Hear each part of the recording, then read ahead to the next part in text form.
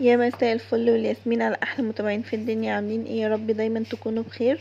قبل ما نبدا في وصفتنا متنسوش اللايك واشتراك في القناه وتفعلوا زر الجرس وكومنت حلو منكم يشجعني انزل فيديوهات اكتر. وندعي لاخواتنا اللي في غزه. هنعمل مع بعض النهارده بقى سمك سنجاري. انا جبت سمكه كده جديده اسمها مرجان. بجد كان طعم قوي وطعمها حلو قوي، انا كنت اول مره اجربها.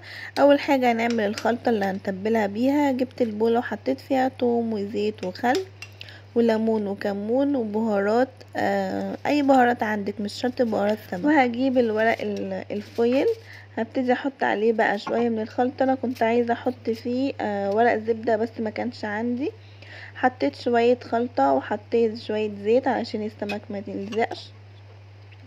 وقطعت كده بطاطسايه، رصيتها بالشكل ده، وابتديت ان انا اتبلها بنفس التتبيله اللي انا عملتها للسمك. وطبعا اكون غاسله السمك كويس جدا بالملح والخل. وهبتدي بقى ان انا اتبله بالشكل ده.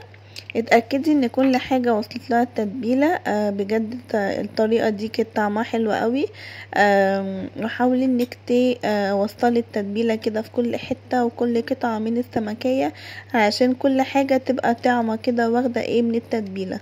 ورشيت عليهم كنت بشره جزر، وحطيت بقى الخضار، جزر وطماطم وبصل وفلفل، وحطيت بقدونس او كرفس اللي عندك، بس لو عندك كرفس بيبقى طعمه ألذ واحسن من البقدونس بكتير. وهبتدي احط عليه بقى بقية التتبيلة اللي عندنا. وهبتدي بقى اللي انا هكون مشغلة الشواية على الفرن علشان يسخن معايا، وهقفله بقى بالشكل ده علشان مفيش اي سوائل تقع في الفرن او في الصينيه. وهبتدي بقى ادخله في الفرن لحد ما يستوي. هو انا الصراحه كنت جايبه نوعين من السمك، مرجان وهامور، بس انا مش فاكره الصراحه دي كانت هامور ولا مرجان.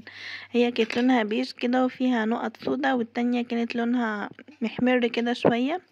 انا عشان اول مره اجرب النوعين دول، فانا كنت متلخبطه شويه في الاسامي، فاللي يعرف اساميهم ايه ياريت يكتبلي في الكومنتات. السمكة دي يا هامور يا مرجان. وانا كنت عاملة جنبها طاجن سبيت، وكنت عاملة كمان معاها استاكوزا. بجد كان الاكل طعمه حلو قوي، علشان كده كنت عاملة سمكية واحدة كبيرة شوية، علشان عاملة اصناف تانية كتير، علشان ما بحبش السمك يفيت لتاني يوم. ودي كانت وصفتنا النهاردة، طاجن السبيت. انا عملته معاكم قبل كده في فيديو، هسيبهولكوا في اول تعليق مثبت. والاستاكوزا انتظروها ان شاء الله، هتنزل بكرة. بجد وصفتها سهلة جدا وطعمها مختلف. بجد لازم تجربوها، حتى تجربوها مرة من نفسكم، بس اللي انتوا تبقوا عرفتوا طعمها ايه وبتتعمل ازاي. والسمكة خلاص استوت معانا وخدت لون من فوق الوش. بجد كانت طعمها حلو قوي، والملح بتاعها كان مظبوط. والليمون حطي عليها ليمونة كده، اعصري الليمونة لما تدخل في السوا. وبس كده.